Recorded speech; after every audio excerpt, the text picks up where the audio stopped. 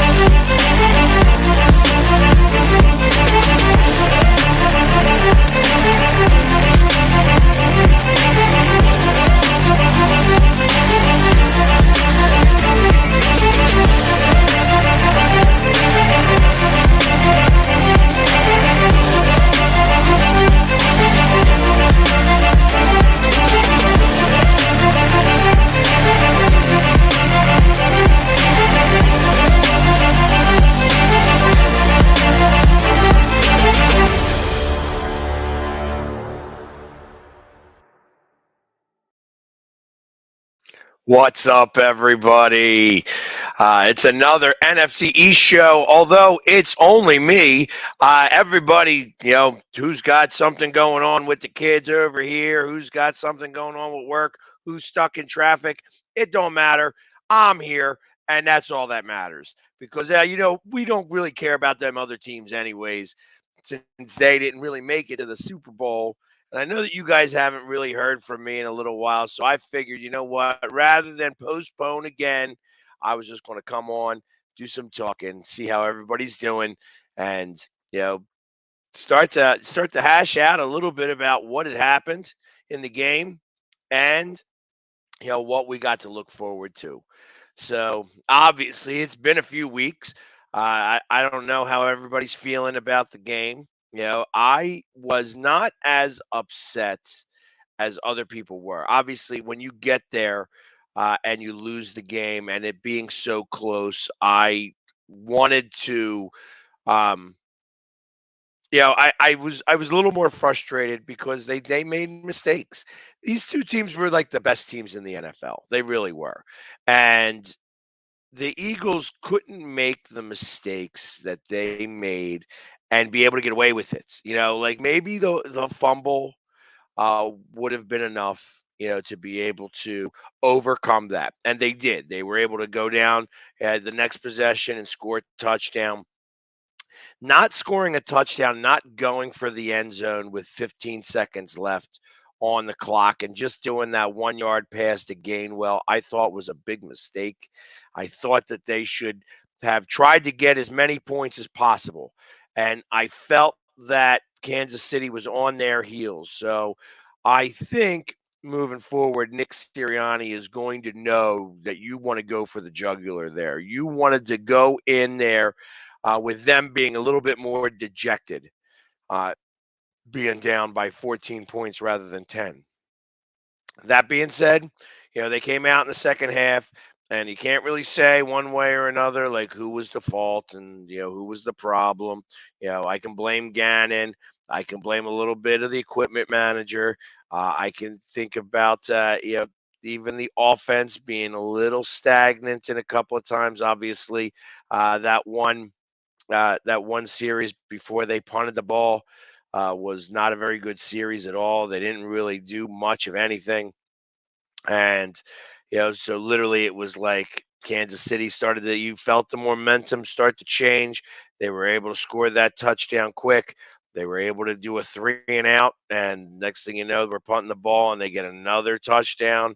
And then, of course, the fumble. The fumble recovery for the touchdown as well, but that was in the first half.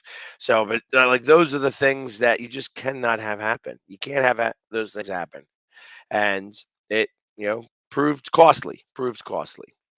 That being said, obviously we are. I have a feeling this is just going to make them hungry. I They took a big step from last year. I at the beginning of the season mentioned that I thought that they were going to make it to the conference championship and lose there.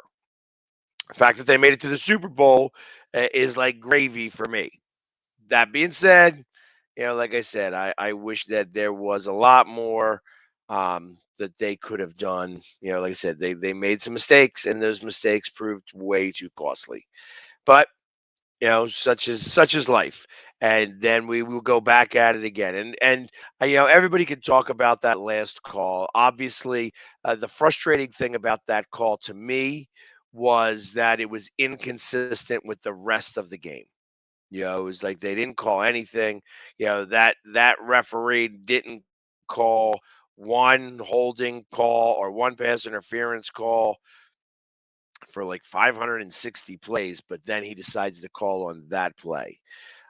So I felt that that was a little inconsistent. Obviously, it was a hold. They showed it. So I'm not faulting the referee for that. But really, we shouldn't have been in that position. We should not have been in that position. They actually, if everything had gone to the way that I would have suspected, that they score that touchdown in the end of the first half, they would have needed to score the touchdown there. So, and you don't play those games when you have to score a touchdown. They were tied up, and that's why they played the clock management game. But I'll be honest, when you got to score a touchdown, you're not waiting for the clock to get to a certain level. You better score that touchdown because you don't want to get stopped any way, shape, or form. You know, we could go back a few Super Bowls when Russell Wilson decided he wanted to throw the ball rather than hand it off. Can't take touchdowns for granted. So, again, they did that play because obviously it was tied up at that point rather than it being a 4 point lead on our part. And I believe, like I said, had there been a 4 point lead, they would have had to score the touchdown. And then we would have at least had the opportunity to go run down there and try to either kick a game tying field goal or score a touchdown and win it on our own. So it was, there's a lot to be going over here. Obviously, Gannon is gone, and I'm okay with Gannon being gone. I am so happy with Gannon being gone. However, I'm interested to see who they're going to pick up in their defensive coordinator, their new defensive coordinator. I was excited to see Schwartz go. But be careful what you wish for because then we got Gannon, and Gannon doesn't even know how to spell the word blitz, let alone actually run one. So, and that was frustrating. All that was entirely frustrating all game long. Maybe just try to blitz somebody. One little bit. Nope. Nope.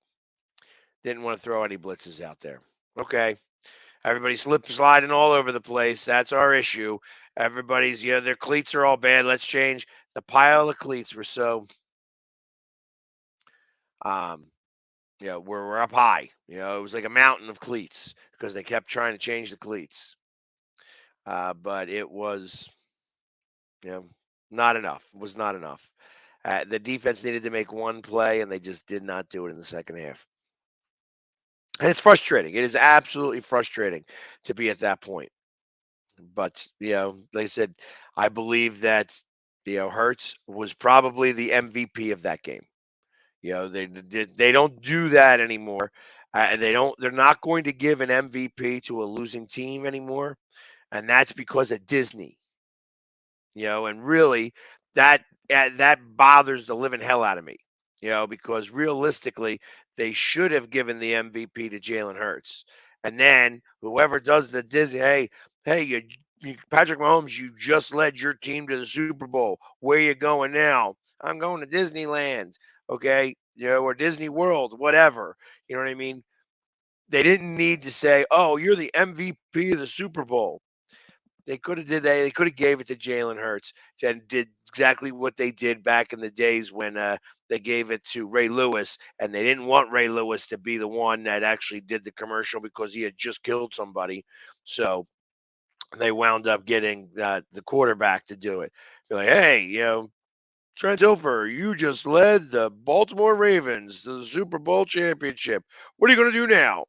So they could have done any one of those things and actually given the award to the right person, but they ain't doing that. You know what I mean? Because money is money, and that's really the truth of the matter. So really, those bets for MVP really should not have counted because although Patrick Mahomes played a good game, and you got to give the guy some credit, he gutted it out, and I don't care how many drugs he took in halftime.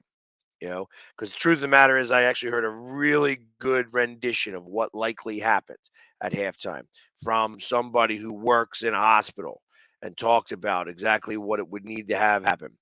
And it was the process that he had to go through was uh, the half at the halftime show was 37 minutes. It was a 37-minute break, and for what he had to go through, took 32 minutes, which gave him 5 minutes to get out onto the field, and that was all legit. Absolutely, FA. I'm not. Hey, listen, I don't care what they shot him up with. You know what I mean? Whatever drugs they gave him. Truth of the matter is, he still had to do everything that he did. So it doesn't matter what they gave him. You know what I mean? And I'm not going to cry about whether it was illegal or not because that doesn't matter a little bit to me. You know what I mean? Everything that they did was correct. So I'm not ever saying that whatsoever. However, I will say, if this was a normal game, they would never have had the time to be able to do it like that. This was because it was 37 minutes for the halftime show. And that's that. Again, this is some of the things that happened during the Super Bowl, and that's how he was able to get back out onto the field without the pain that he had walking into halftime. And that's the way it is. And that's absolute honesty.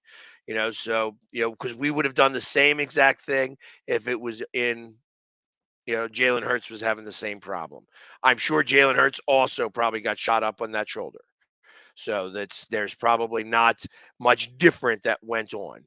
But like I said, the process, when somebody explained the process in detail and explained it in the amount of time it would have taken, the amount of time for him to get everything, get the tape cut, get it all iced down, like in a flash freeze ice down, to have those metal rods where they push the swelling out, to then shoot it up with the lanacane. You got to wait 10 minutes the moment you shoot it up with the lanacane. And then you got to rub it down again, get the rest of the swelling out, go back and you start taping it up and you make it hardcore. You get a shoe on, get everything out there. That whole process was 32 minutes long. That gave him 5 minutes to throw the ball around once he got out there before the half started. And that's real. And that's a real thing. And so I was probably the best rendition that I had heard. And, that's, and again, doesn't matter what he took or how he took it. He still had to do everything that he did, and he was able to do it. They were able to walk down the field, and we weren't able to stop them a little bit. Couple of things that I noticed that were frustrating. Obviously the slips were a big deal, and the second half run, that 45-yard run that Mahomes did. Obviously, his back was to me at that point, but so I'm looking down the field, and I saw what happened. He had the center of the field open. However, Epps had a line on him and Epps went to go and start that line and he slipped. But not only did he just slip, it wasn't like he slipped and his feet fell out from under him. He slipped and went into a split. Well, I don't know if you guys ever slipped before and had to try to get yourself out of a split. It's not as simple as just, you slipped a little bit, getting your feet back under you and then going after him.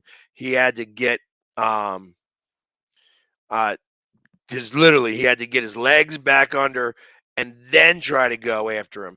And the difference in the trajectory of the line that he would have taken was a difference of 30 yards. It was a big deal. That slip was a monster slip, and it is. You know what I mean? It's just again, these were things that happened. You know what I mean? It's frustrating that we had more slips than they did. And of course, the guy who took care of the turf was a longtime Kansas City Chiefs fan. So you could say whatever you want to about the turf, but again, that's part of what's got to happen. You know what I mean? That the equipment manager for the Eagles should have been way ahead of that. Where you have your guys that are on the practice squad. Trust me, they were there. They were all there. You have your guys on the practice squad and him trying out the cleats and making sure that everything's working and going out onto that logo and seeing how all that is when it's going there. You got to be able to do those things. That's what the equipment manager is there for, and you have the guys to be able to do it. And I get it. You know what I mean? But these are all things that got to happen. And I learned a lot at this Super Bowl. I mean, obviously, I had a great time. Um, and I had a lot of fun. It was a fantastic week. I want to thank Sammy Draper for putting me up all week long, and dealing with me all week long. She was a fantastic host. Was able to show me the city, an amazing time. If you don't know who she is, look her up on Instagram, Sammy Draper. She is not only a beautiful girl, but also you know that said she was an amazing person in general, and I couldn't have done that week without her. Like I said, she really was amazing during that time. I also got to thank Philly Sports Trips for hooking me up with the ticket.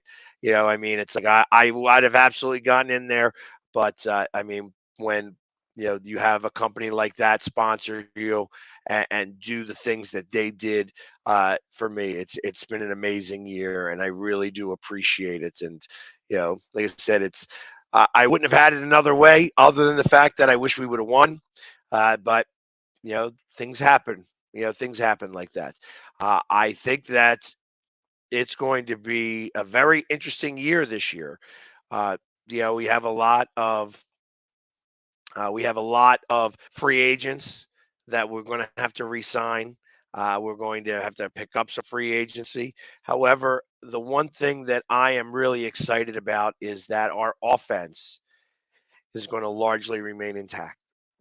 And obviously, there's Sanders. Sanders is a question that I feel like that some of his comments that he made makes me believe that he wants to stay in the Philadelphia area. So that would be awesome if that's the case. I want Jason Kelsey to re-sign again. I know that he's got 3 girls, and I know that he's ready to become a dad. However, I believe that he is waiting for one of the kids to start to play sports. He's really he's in peak, form. He did not really suffer a lot of injury this year. The podcast, I think, gave him a renewed love of this game. In a different way. I think that he got to connect, and let me tell you, I believe he's a family guy. So I'm not trying to put words in his mouth or say that I know anything about his life whatsoever. But I just feel that with the podcast that he has, and the way that he was able to communicate with his brother all year long, and I think it brought a new love to the game that he's been playing all of this time. And I think I can't say whether he's going to walk away or not. I've already heard rumors that he is not walking away, that he is going to sign another deal, probably a 1-year deal. Um, and we'll see. And we'll see if that really is the case. I hope that he stays. But other than that, everybody else is staying. Jalen Hurts is going to get a contract. I mean, obviously, he's going to need one. And I hope that they get it done sooner than later. I'd like for him to be the one that sets the market, not has to Not, Daniel Jones. If Daniel Jones gets $45 million and becomes at one point the highest paid quarterback in this league is ridiculous. Truth of the matter is that realistically, right now, as everything stands, I believe that Patrick Mahomes is the best quarterback in this league right this very second. And the fact that there shouldn't be any quarterback that goes above him in terms of the pay right now. Till you can prove otherwise, you shouldn't go above him. Now, Jalen Hurts, I feel, kind of proved that in the Super Bowl. So he's going to get that type of money, and he should get that type of money. Now, obviously, he wants to win. So there is thought process that I have is that he is, not only did he train with Tom Brady's trainer, but he talked with a lot with Tom Brady and saw some of the things that Tom Brady was doing throughout his career. And I saw that stat. I saw that stat this year that said the last 17 quarterbacks who went to their first Super Bowl never and lost, never made it back. And that streak ends this time. I think that Jalen Hurts is going to be back. He just works too hard at his craft to not be back. And I think so I fully expect them to go back this year with some unfinished business, and it's going to be a tougher schedule. It's going to be a lot harder. We have 9 road games this year. It's likely we are going to go to Germany, for one of those games. Um, so it wouldn't surprise me at all. Actually, it wouldn't surprise me to see if, I don't think that they would do it like that, but it's possible in a very weird sense that the Eagles could be over there for uh, both Germany games. That because they do play both Kansas City and New England, and I think it's going to be New England that we play over there in Germany, just because I feel that they want to give the Germans the rematch of a Super Bowl. It's just not going to be this past Super Bowl. It's going to be, hey, they played in 2004, they played in 2018. Now they're playing in Germany in 2023. You know what I mean? So I think that's what I think is going to happen. So yeah, yeah. Just I want to. Yes, it was legal. Everything that was happened was legal. I'm not really complaining about any of that whatsoever. The slips were annoying. He may have looked a little high. I'm sure he was shot up a lot. So I got to imagine that that's going to affect you a little bit. Um, yeah, and that's what it is. Yeah, the NFL is going to do what the NFL does. Uh, yeah, they're going to. I have been a big fan of Quez Watkins. And you know, this year I've started to lessen my love of him. I mean, I still love him. I still think he's probably one of the fastest guys on the team, but you got to catch the ball. You just got to catch the ball. And there was really a couple of plays, this season where it just, you know, I feel now we need an upgrade in that position, and that's a shame because I really touted him in a tremendous way. Um, I thought that he would be a little bit better. Yeah, and that's kind of what it is. It's the inconsistency, the fact that he gets a little nervous. I feel like it's nerves. I don't think it's anything else on why he doesn't catch the ball. Like he's open. He had that fly pattern. Or it wasn't a fly really. It was really more of a post, an outside post, uh, or outside flag is really what it was. And you know he dove for it instead of running through it, which okay, yeah, you see it and you're trying to make a play. I get it, but uh, you know, just you need to catch that ball. You need to catch that ball, and you need to catch some of the other balls that were thrown his way. And I'm not even talking about like the interceptions that happened, that were thrown towards his way and stuff like that. I'm talking about the ones that in some cases were there and he didn't catch. And that's, we're going to need a number three receiver. I don't think that receiver is going to come from the draft. I think that this is going to be a pickup from somebody. It's not Zach Pascal that's going to be able to do it. He does not have that type of speed to be able to go far. So you're going to need somebody who's got the speed to be able to get down there. Now, I've heard rumors that Dalvin Cook could be headed towards the Eagles in a trade or something, that he's got a $14 million price tag. That ain't happening. I don't think Dalvin Cook at all. I think that instead of spending $14 million, they would just sign Sanders again. Now, Sanders has got his own set of little bit of issues as well, in terms of the fact that he just don't like playing in the cold. And that was really apparent in the Chicago game. And you can't do that. You got to be able to play in all types of weather. And now, of course, it's easier for me to say since I ain't the one getting hit out there. But you got to be able to do the things that you do whenever. And I feel that game specifically uh, took a little bit off of him.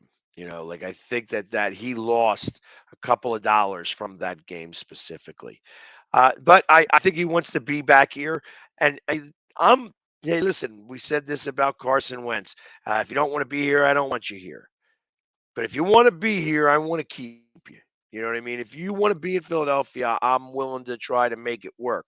But it's got to work. It's got to work for everybody. We got to make sure.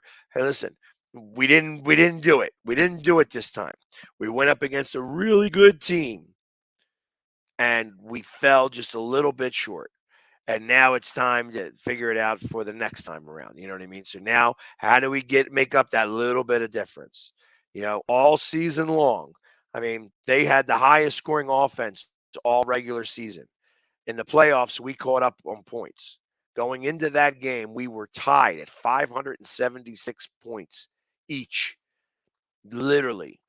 And so to end the season, 3 points by 3 points is how much they beat us by all season long in the points department. That tells me a lot. That tells me a lot. That tells me that, and the fact that our Eagles are staying the same, that our offensive line is just going to get better now because obviously Lane Johnson's going to be back without 100% from surgery. We have, I think, still the best offensive line in the league by far. And I know that the defensive line did not come 100% that day, but I still believe that we have one of the best defensive lines in the league. Obviously, when you have 72 sacks or 79 sacks in the year, and I think we only needed like 4 or 5 sacks to be able to break the all-time record. Obviously, we didn't get any in the Super Bowl, but that type of situation would have been amazing. To be able to make that happen. And then I wonder what it would have been like if it was Cincinnati that made it rather than uh, Kansas City. I think we would have beaten Cincinnati hands down. I think that their offensive line would have been very questionable. The fact that Kansas City's offensive line. I mean, I was listening to Brian Baldinger, and Brian Baldinger, as smart of a guy that he is, the fact that he, you know, talked about that the defensive line was on the ground all the time, that the offensive line from Kansas City did such a great job. I'm so like normally he gets it in such a way. Like, hey, listen, obviously it doesn't make for good ratings when you're talking about somebody's cleats not holding up on the turf. I get it. But that's what you got to start to talk about because the fact that these guys were on the ground all the time had nothing to do with the pass blocking of Kansas City. It had to do with the fact that they were sliding, they were on ice, and that was the problem. That was the big problem. So again, we'll see. You know what I mean? It's like I think that we come back next year and we come back better than ever. And I think we make it right back to where we are and take care of some unfinished business. So that's what I believe. And we'll see how that all goes moving forward. Next year, do I think Kansas City is going to have as good a year? I guess we will see about that. I mean, obviously, I thought the West was not as strong as the AFC West was not as strong as everybody was making it out to be. I don't think that is going to be the case again this year. I think it's going to be stronger than it was at least last year. So is Kansas City going to make it back? Is it going to be Cincinnati? Is it going to be Buffalo? I mean, there are a lot of different teams over there, or a few different teams. Could it be Miami? Like Miami is actually still listed pretty high. It's just that they may have a quarterback issue, obviously, to figure out. But imagine them trying to sign Lamar Jackson. You know, put Lamar Jackson on that team, and all of a sudden you've got a fairly good team.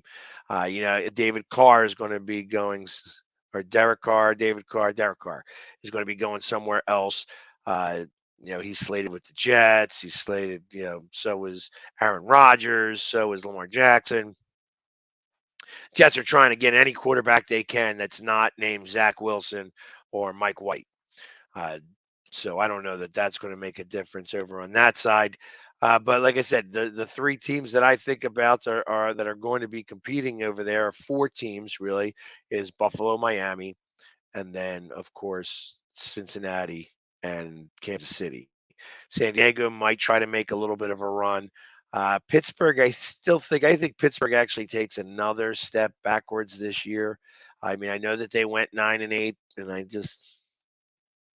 I think that he finally gets a losing season next year because there's just too much that he's got to work through. His quarterback is not strong enough, and I don't think he's got that guy on the roster. And the only way that Pittsburgh does anything is through the draft. They do not do free agency very well at all, and I feel that's probably there's reasons for that. There's teams that draft really well, and there's teams that do free agency really well. Very rarely do teams do both well. The Eagles, for the last couple of years, have done both well. When you think about it, only A.J. Brown is the only guy who was not drafted by the Eagles on the Eagles offense. It's a big deal. That's a big deal. So I have to give it up to Howie there. For obviously he had a couple of bad seasons once Joe Douglas left. And I think Joe Douglas was his sounding board for a lot of stuff, and they were able to get on the same page. I think he's back on the same page now with the guys that he's got working for him in that office. And I got to meet a couple of them. They're great guys. They do a lot of talking back and forth, and I expect Howie is also unhappy with how this ended. No doubt in my mind. How you can say whatever you want about Howie. Howie's a competitor. He wants to win, and he doesn't mind telling you. And he's got some ego to go with him. There's a reason why that he was the exec of the year. There were a lot of different things. And think about all the players that the Eagles could have had. You know, Jalen Hurts could have been the MVP and then just lost out. Nick Sirianni should have been the coach of the year and just lost out. You know, so many different things that could have happened. He was the only one that really got the award, the exec of the year, because there ain't no other execs that are even like him. He's able to make things happen in ways that not any other general managers are able to do. And that's a testament to him. The reason why that he is, you know, not trusted around the league. I don't look at it. They don't know how to say it. I don't know. I don't know how to say it. I think they fear him. I think they fear dealing with him. I agree, Frank. I agree. I feel that he is the best GM in the league.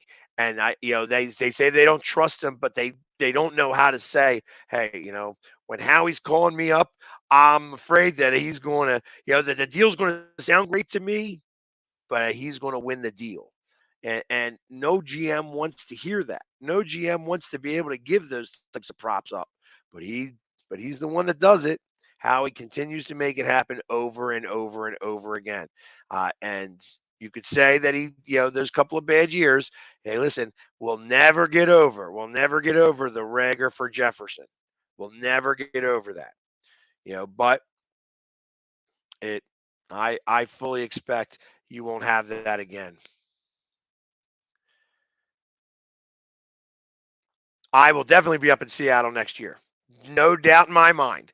Out of all the fan bases in the NFL, besides the Eagles fan base, the Seahawks fan base follow me and I follow them.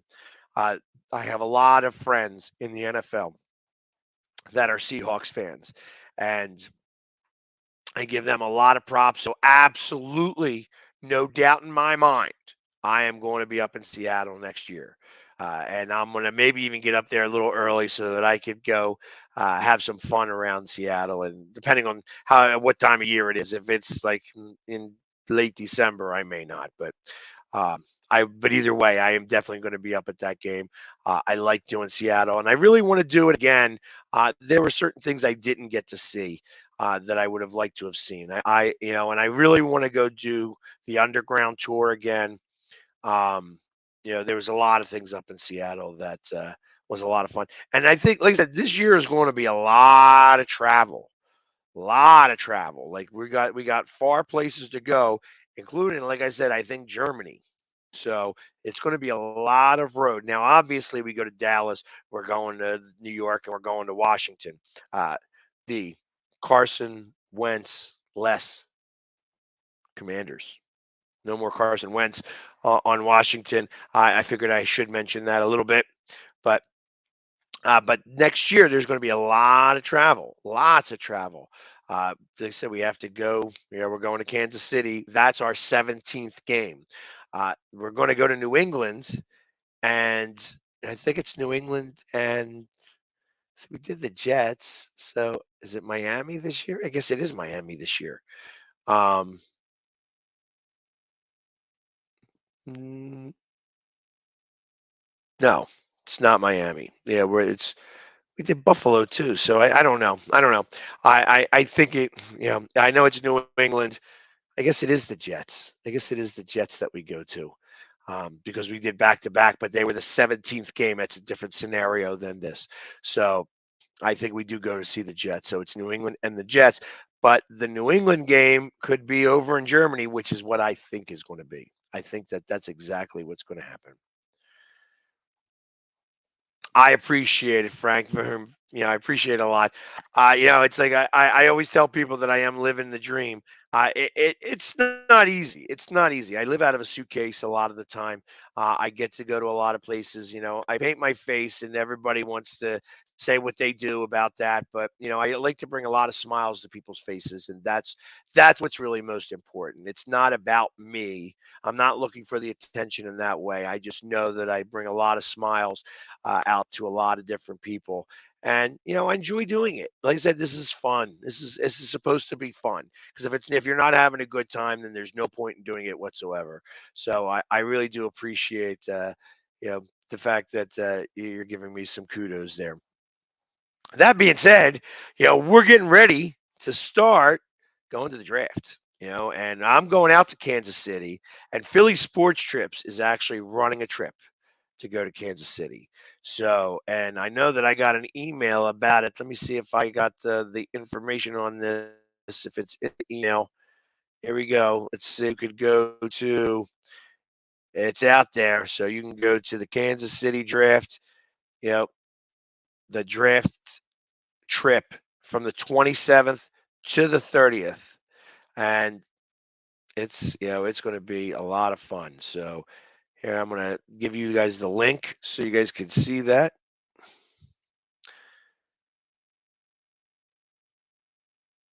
There we go. Bam, done. And put it up here. Bang.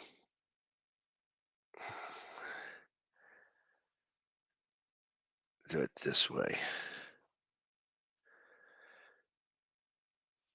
Add banner. Bang. There we go. Go with me to the draft 2023, it's going to be a lot of fun. We're going to be out there in Kansas City having a blast. I am actually going to be running a poker tournament out there for charity. So anybody who is from Kansas City area, feel free to reach out to me. I need to get some things figured out there. It's been not so simple trying to get a hold of places out there. Nobody likes to answer their phone in Kansas City.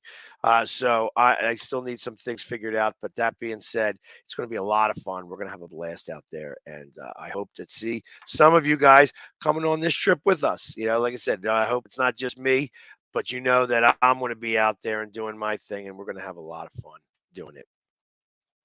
So, uh, but that being said, when we get out there, we do have a couple of first round picks, 10th and 31st pick in the draft. And I'm a big fan of having both of those picks. I think personally that we will trade the 10th pick. I think that we will trade down, and it's possible we're going to trade down because there are a number of quarterbacks that are going to be going out of this draft. When I read all of these mock drafts, and I see, okay, this guy is thinks that we're going to get a receiver, and this guy thinks we're going to get a running back, and you know, the Eagles don't pick running backs in the first round. And you know how I feel about it. I mean, I say the people that you pick in the first round, that is big guys. There's four guys that you take in the first round only. You take offensive linemen, defensive linemen, cornerbacks, or quarterbacks. That's it. Those are the people you take in the first round. Now, I understand there are times when you have like a Justin Jefferson where they're too good of a talent to let pass, especially when you're in that 31st pick of the draft. I can't say for certain that that's what's going to happen. I mean, obviously, the 31st pick could be a running back or a wide receiver because that's like a second round pick. But I don't think 100%. You know what I mean? I think that you still go offensive and defensive linemen. Those are the guys that you want there. And in the first round, you're still getting high end talent. So I think that you don't need to take a flyer there. You take your best available guy. I think that there's going to be a run on quarterbacks here, and you could absolutely get a steal of somebody who should be um, early first round talent and that will wind up going late because I think that you're going to have a run on quarterbacks, that you're going to see 8 to 10 quarterbacks taken in this first round. So that's why I think that tenth pick is going to be worth a lot, and you're going to be able to see us pick up more draft capital for years to come. And it's no doubt in my mind, especially with Howie, that I wouldn't be surprised if one of those later round picks, like somewhere in the 20 spot, winds up trying to move up to our 10 spot and gives us their pick and then the pick for the next 2 years, first round pick to move up to get a franchise quarterback that they need. So, and again, now when you're in that 20th spot or 20th spot or later, there's, you know, you're going to have to, it takes a lot to move up like that. So that's why that first round pick or two first round picks beyond that might be what it takes. And of course, then they got to be the ones that needs a quarterback. Who do I think could fall into that category? I don't know what Miami, has in terms of draft capital moving forward because obviously they had a lot of picks that they had to give up to get Hill and do all the moving that they had to do. But they're a team that I think could possibly make a move. I feel that there are numerous teams that could try to move up in the draft. That even we're in the playoffs, to be able to make something happen. I wouldn't be surprised if San Francisco tries to do something. Now, obviously, San Francisco, they're not natural trade partners with the Eagles, and if they're anything like their fans over there and their executives, then they're still crying about the fact that we beat them. You know what I mean? Because their fans are crying still. Wah, wah. Well, we should have won that game. Wah. If we had a quarterback. Wah. I'm like, shut up. That's what I got to say about that. Stop crying. But they're Whiners fans, so they know what's up. That being said, so Lynch is not typically one that would try to give up that much capital to try to get a quarterback, but they absolutely need a quarterback. And I don't know that they are going to, go into the year again and re-sign Garoppolo. Is Garoppolo really their answer? I don't think so. So you know, again, so there's a number of teams that could probably use a franchise quarterback, including like Green Bay. I wouldn't be surprised to see Green Bay try to make a move uh, because I know they got Jordan Love. Uh, they may want to try to get an offensive lineman up that early, like move up in the draft to try to get somebody really worthwhile. They need some talent at wide receiver because I think they're having a full meltdown of their franchise in total. So uh, we'll see. We'll see what absolutely happens. Uh, but other news in the NFL. Uh, Alvin Kamara.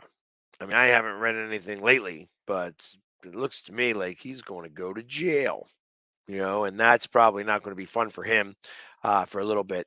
Tough to play any games for the Saints when you're in jail. And they pushed it off long enough. It's time to get that worked out. Uh, Saquon Barkley is looking like he's going to be playing for a different team unless they try to franchise him. I don't think they're going to franchise him. I don't think that they want to do that. I think that he's looking for a little bit too much money, and maybe another team will give it to him. But when I think about that, I think of maybe Arizona because I feel like Kyler Murray definitely needs a really big playmaker at running back to be able to help him do what he wants to do over there. I mean, obviously, you know, he, they told him to study, study, study, and he didn't want to study. So, of course, now he's coming off of an ACL. That being said, so I don't think Saquon Barkley is going to be in a Giants uniform again this year. And the same thing with Daniel Jones. I mean, Daniel Jones thinks that he's like a $45 million quarterback. I mean, I don't know. I happen to watch Daniel Jones sometimes, and of course, Sneaky's not here to be able to say, "Oh, he's absolutely worth the $45 million," which I'm not sure if he would or not say that, but I don't think he's worth 45 million, not even by a long shot. So I feel that he's maybe a $35 million quarterback. And if you don't like that type of deal, you do it for 3 years. Listen, it's not like you're going to go broke or go hungry at $35 million. You want to do something better? You do your first, do 2 years. And then, maybe that's what you do. You do 32 million, $35 million for 2 years. You have the possible buyout for year three, or you jump up to that $47.5 million mark. You know what I mean? I think that that's where you would go, or get the buyout. You know what I mean? Which is what I think. Uh, Carson Wentz, obviously, and Joseph beat me to the punch on that one here. Where does he wind up? And I tell you, Joe, I don't know that he's going to retire. I firmly believe he's not going to retire. I think he's going to be um, on another team. And you know what? I think that he should wear the backup, wear the backup role. I wouldn't be so surprised, as funny as this may sound, that he winds up in Seattle. I think Seattle is a natural place for him, and he would have his family around him to be able to help coach him. some. I think that that's part of what's going on here. That he has been so far away from home that he doesn't, um, I think he needs his people around him. I think he needs his people around him, and he hasn't had his people around him. And I think that's the problem. Like when you have the same issues over and over again, and that's you're right. At what point in his career does is it ready for him? You know what I mean to do that. So I don't know. I don't know.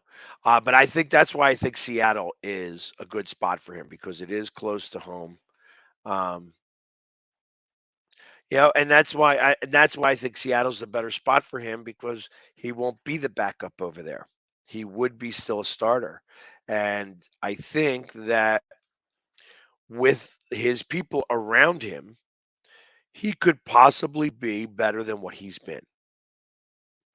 I feel like that he feels that he's out here on his own. And he is. I mean, he's a grown up. You know what I mean? It's like we're all out here on our own.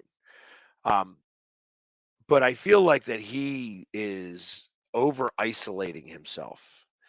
And I don't think that that's how he's been his entire life. I think that he might have had a little bit of a silver spoon in his mouth, uh, you know, growing up and such. And when you don't have that and you get hit with the, responsibilities of real life, sometimes you're just not prepared. And I think he was not prepared. And I think he's been trying to figure it out and he's been flailing.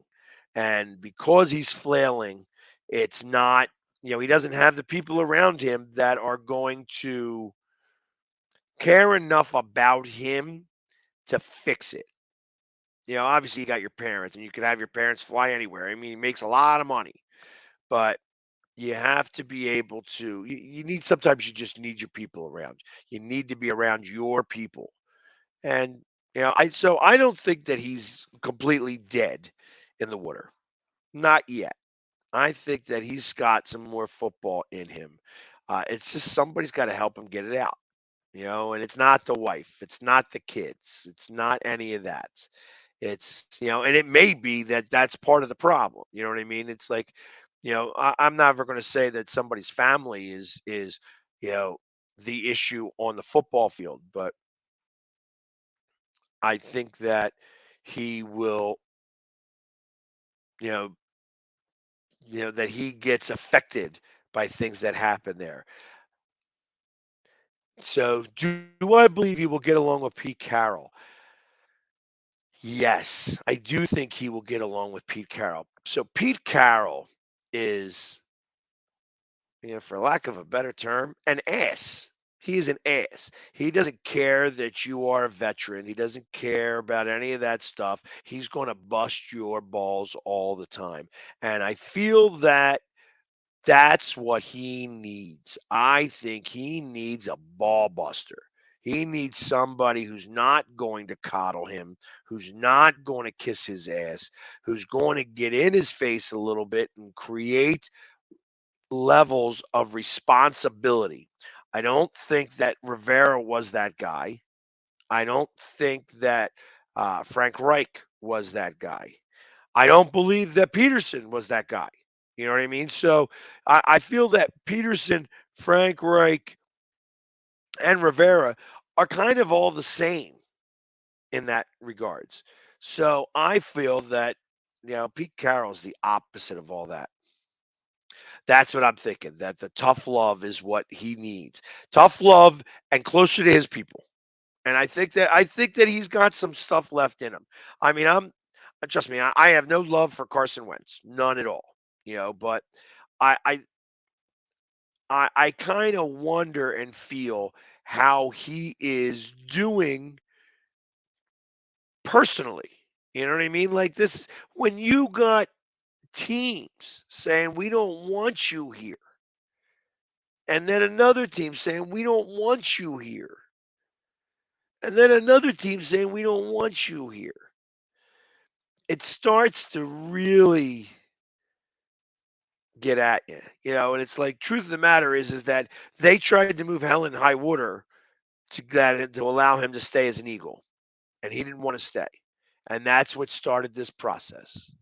So now all of a sudden, now you're in Indianapolis, and they say they would rather go 0-17 than have him back as a quarterback. And then you go to Washington and you get benched for Heineke. And now for Sam Howell. I want to say Carson's like 29 years old. He may be touching 30. But I think that like he's still got the arm. He's still got, you know, they said he's got the want to make the play. He just doesn't have it.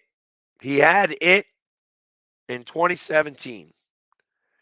Imagine what it would have been like had he finished that season. I mean, we'll never know, unfortunately. But I mean, the whole trajectory could have been different. Could have been different.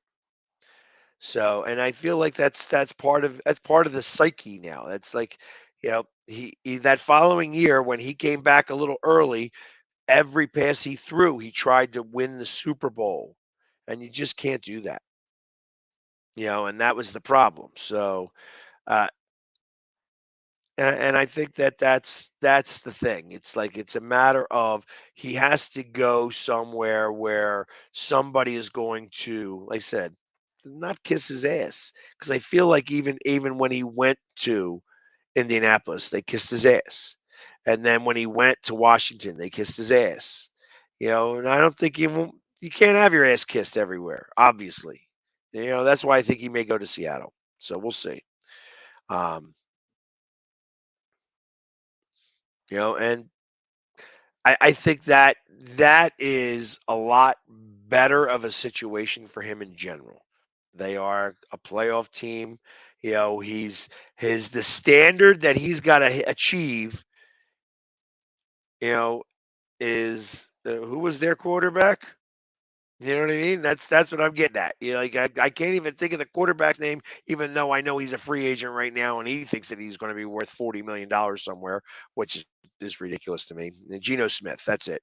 So I mean, the bar is set only so high, so he should be able to go and maybe turn it around some, or at least he'll be really close to home to be able to um, call it a day. You know what I mean? Call it a career and say, "Yep, I got my one ring. Unfortunately, I didn't win it, but you know, it is what it is. I got a Super Bowl ring, and I'm okay with that. Maybe that's what it takes." Um, and then he can go on living the rest of his life as you know whatever he wants to do. But like I said, we'll see if that happens. Obviously, no free agents can get signed here until I think it's still after the combine. I think it's from like the 7th to the 13th or something. You have like a 6-day window that everybody can get signed. So I know that you hear rumors about where somebody's going to go, but nothing affirmative yet because we're waiting for that time right after the combine. And I will say this, I've been touting this guy's name all over the place. If you are a combine watcher, which I am not, the name I want you to watch is Tyson Bagent. Tyson Bagent, I know that name specifically because I have arm wrestled against his father. And I've been watching this young man's career because of his father. His father likes to post him a lot, and this guy broke all these records in Division II football. He's got a great arm.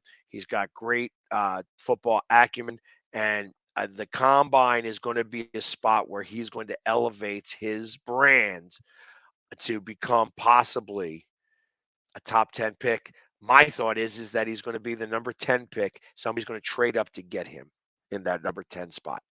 So, like I said, if you're watching that, watch this kid Tyson Bagent. Uh, he's going to be a quarterback in this league, and he's going to be a good one when he finally gets his opportunity. That being said, The whole hour. I got the whole hour done. Who knew that I was going to be able to go that long, but I had a lot to say. Nobody had heard me for a while, so I'm glad to come back on with you guys. I really do appreciate it. Look for a lot more stuff to come out from me sooner than later. I've got a lot of stuff that's going to be happening around. So, but anyways, everybody have a great night. And as always, go Birds! Yeah. Have a great night, guys.